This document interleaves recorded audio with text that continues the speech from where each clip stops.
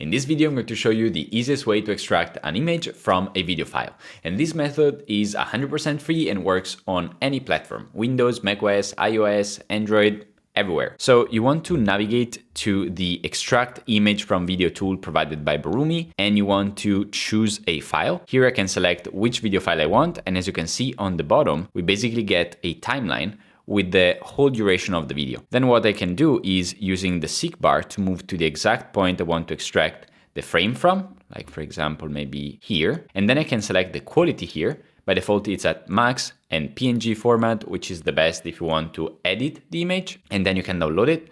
And as you can see, we can now have the image extracted from the video. These tools downloads the image in the highest possible quality, so it's ideal if you want to, for example, create thumbnails for YouTube videos and so on. This tool is 100% free and works across all platforms. Moreover, the file is not sent to any server, so it's extremely privacy friendly. And if you have any questions, just let me know in the comments and I'll do my best to help you. And by the way, if you're creating educational content like tutorials, video courses, and product demos, you should really check out Borumi, as it allows you to create amazing looking videos without the hassle. More information on borumi.com.